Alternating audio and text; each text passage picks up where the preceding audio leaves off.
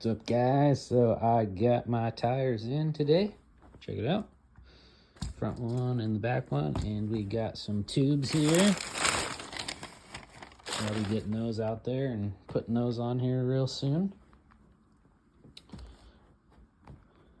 All right, I'm getting ready to do the tires on this thing. You can see I got this little makeshift stand. I put it all the way on the bucket, but when I do that, the whole front end comes down, so I have to just kind of leave it like it is, and it's actually pretty stable. It's not going anywhere.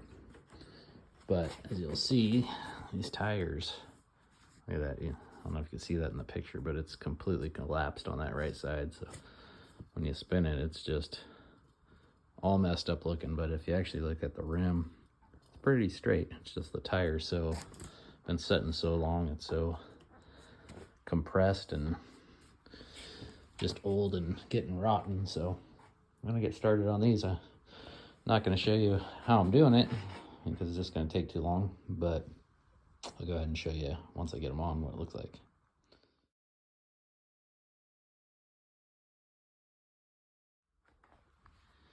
Okay, so I've got the wheel off, the front wheel off here, and got the tire off of it.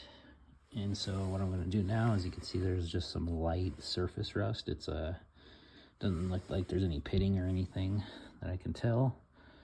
There probably is, but what I'm going to do is just go ahead and take it outside, hit it with some warm water and an SOS pad just to knock most of it off and clean it up.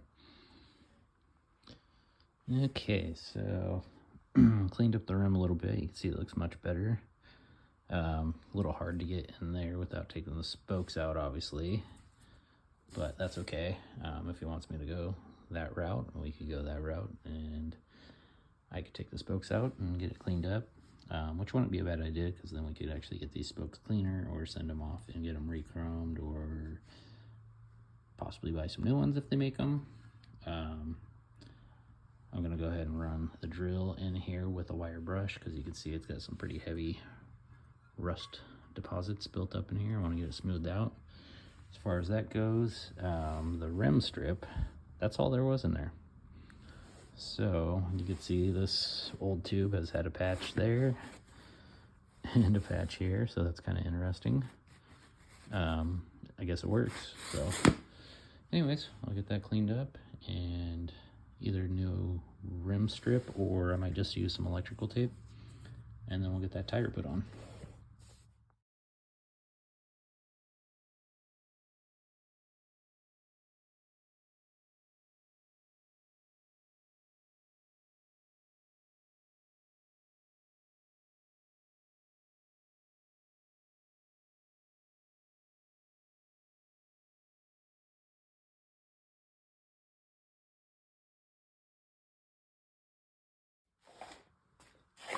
All right, check it out, guys.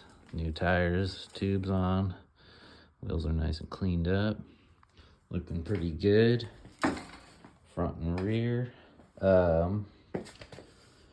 One downside is I'm gonna have to, well, I didn't know that this tire originally that was on here was a 3-inch, and the original tire was a 3-inch. The one that was on here was a 3.5. So when I put this one on here, because I went with the 3.5 again, it actually hits the chain. Read some forums. I guess guys actually take and will cut this outer rib, or tread, you want to call it, off. I'm trying not to do that. So I'm kind of thinking what I might do is put a spacer here to shift the tire over. I was reading they do that.